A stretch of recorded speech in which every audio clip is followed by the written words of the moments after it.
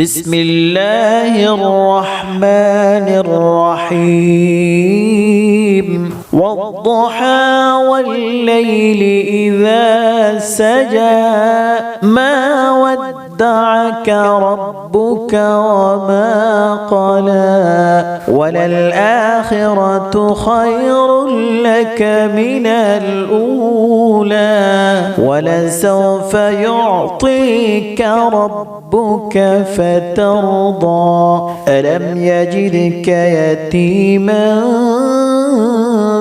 فآوى ووجدك ضالا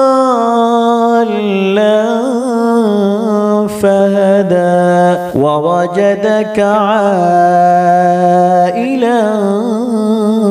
فأغنى فأما اليتيم فلا تقهر وأما السائل فلا تنهر وأما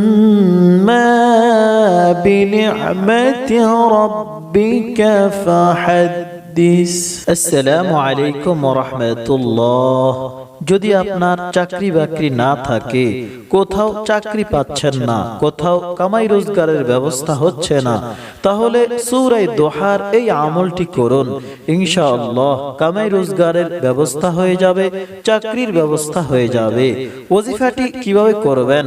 কোরআনে কারীমের 30 পারার একটি সূরা, সূরা দোহা, যেই সূরাটি আমি তেলাওয়াত করেছি, এই সূরাটি পড়বেন।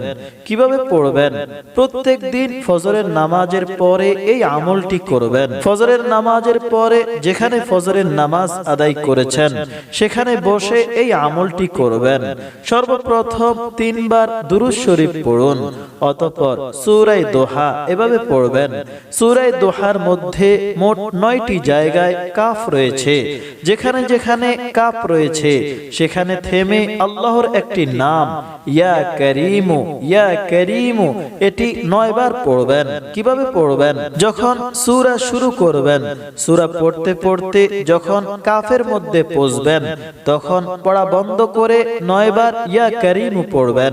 এভাবে পড়বেন, বিসমিল্লাহির রহমানির রহিম ওয়াদ-দুহা ওয়াল-লাইলি ইযা সাজা মা ওয়াদ্দা'আকা, এখানে থেমে ইয়া কারীমু, ইয়া কারীমু এভাবে 9 বার পড়বেন। ইয়া কারীমু 9 বার পড়ে পরের থেকে আবার পড়া শুরু করুন।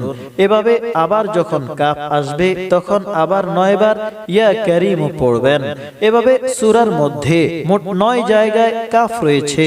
9 জায়গায় এভাবে থেমে থেমে 9 বার করে ইয়া কারীমু আল্লাহর এই নামটি পড়বেন। এভাবে মোট 9 বার সূরা দোহা পড়ুন। 9 দিন এভাবে আমলটি করুন, ইনশাআল্লাহ চাকরি হয়ে যাবে।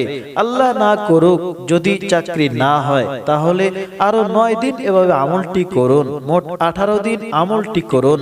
তারপরেও যদি চাকরি না হয়, আপনার হাজত পূরণ না হয়, তাহলে আরো 9 দিন, মোট 27 দিন আমলটি করুন এবং প্রত্যেক কাফের মধ্যে 27 বার করে ইয়া কারীমু পড়ুন। প্রত্যেক দিন আমলটি শেষ করে আল্লাহর নিকট দোয়া করুন যেন ভালো কোনো চাকরির ব্যবস্থা হয়ে যায়, কামাই রোজগারের ব্যবস্থা হয়ে যায়। ইনশাআল্লাহ আল্লাহর দয়ায় চাকরি হয়ে যাবে, কামাই রোজগারের ব্যবস্থা হয়ে যাবে।